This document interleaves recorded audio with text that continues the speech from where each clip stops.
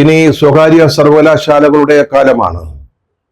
നമ്മുടെ ഓമന കുഞ്ഞുങ്ങള്, രണ്ടാം ഘട്ടിലെ കുഞ്ഞുങ്ങള്, ആദ്യ വിഭാഗത്തിലെ മക്കളായ നമ്മുടെ പൊതു സർവകലാശാലകള്, അവന്മാരെ നമ്മൾ ഇത്രയും കാലം സർക്കാരിന്റെ പണം കൊണ്ട് തീറ്റിപ്പോറ്റി. ഇനി മതി, ഇനി അത്രയും മതി. അതായത് പഴയ പാന്റും ഷർട്ടും ഒക്കെ ഇട്ട് അവർ നടന്നാൽ മതി. ഇനി നമ്മൾ പരിപോഷിപ്പിക്കാൻ പോകുന്നത് വരാൻ പോകുന്ന സ്വകാര്യ സർവകലാശാലകളെയാണ്. ഇതൊക്കെ നമ്മുടെ പിണറായി വിജയന്റെ തീരുമാനങ്ങളാണ്. അതനുസരിച്ച് കാര്യങ്ങൾ നടക്കുകയുള്ളൂ. എങ്കിലും ചില ചോദ്യങ്ങൾ ചോദിക്കാനുണ്ട്. എന്തുകൊണ്ടാണ് കേരളത്തിൽ സ്വകാര്യ സർവകലാശാലകൾ ആരംഭിക്കുന്നതിന് ഇത്ര തിടുക്കം കാട്ടുന്നത്? ഏതാണ്ട് ഈ സർക്കാരിന്റെ അവസാന സമയത്തെത്തുകയാണ്. അപ്പോൾ എന്തിനാണ് ഈ തിടുക്കം? അതുപോലെ ഓഫ് ക്യാമ്പസുകൾ തുടങ്ങാനുള്ള അവകാശം നിഷേധിച്ച് നമ്മുടെ പൊതു സർവകലാശാലകളുടെ വളർച്ച തടയുന്നത് എന്തുകൊണ്ടാണ്? സ്വകാര്യ സർവകലാശാലകൾക്ക് വേണ്ടി നമ്മുടെ പൊതു സർവകലാശാലകളെ കുരുതി കൊടുക്കുന്നത് എന്തുകൊണ്ടാണ്? ഇതിന് കേരളത്തിലെ ജനങ്ങളോട് സർക്കാർ മറുപടി പറയേണ്ടി വരും, അല്ലെങ്കിൽ അവര് മറുപടി പറയിക്കും. ഇത്രയും പറഞ്ഞപ്പോഴാണ് നമ്മുടെ മുൻ മന്ത്രി ജി സുധാകരന്റെ, മഹാകവിയുടെ ചില വാചകങ്ങൾ ഇവിടെ ഓർത്തു പോകുന്നത്. അദ്ദേഹം പറഞ്ഞത്, ജനാധിപത്യത്തിന്റെ ഊന്നുവടി ഉപയോഗിച്ച് ഏകാധിപത്യം നടപ്പാക്കാൻ ആര് ശ്രമിച്ചാലും അവരുടെ മുഖംമൂടികൾ ചീന്തിപ്പോകും. കുറെ പേർ ചുറ്റും നിന്ന് സ്തുതിഗീതങ്ങൾ പാടിയിട്ട് കാര്യമില്ല. ജനങ്ങളുടെ സ്നേഹവും വിശ്വാസവും നേടുകയാണ് വേണ്ടത്. പക്ഷേ സുധാകർജി, മഹാകവി, ഇതല്ലല്ലോ നമ്മുടെ കേരളത്തിലെ ഇന്നത്തെ അവസ്ഥ.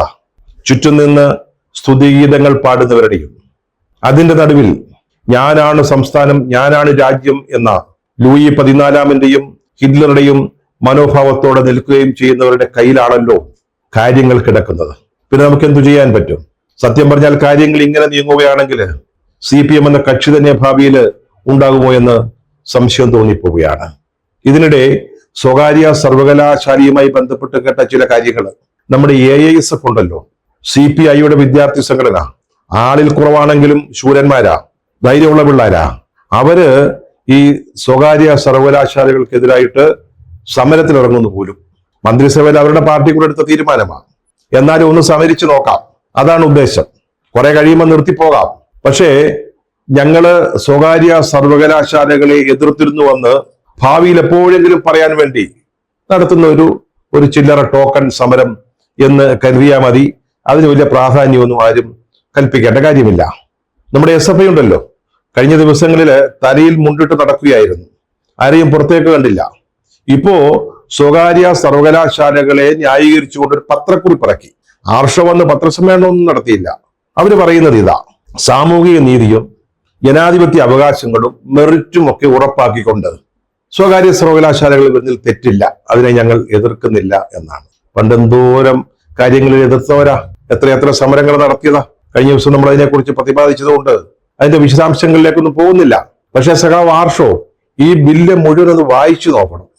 ഇത് എത്രത്തോളം സാമൂഹിക നീതി ഉറപ്പുവരുത്തുന്നതാണ്, എത്രത്തോളം മെറിറ്റിന്റെ അടിസ്ഥാനത്തിലാണ് കാര്യങ്ങൾ നടക്കുന്നത്, ജനാധിപത്യ അവകാശങ്ങൾ മുഴുവൻ സംരക്ഷിക്കപ്പെടുന്നുണ്ടോ, ഒന്ന് വായിച്ചു നോക്ക്. എന്നിട്ട് അടുത്തൊരു പത്രക്കുറിപ്പ് ഇറക്കുക.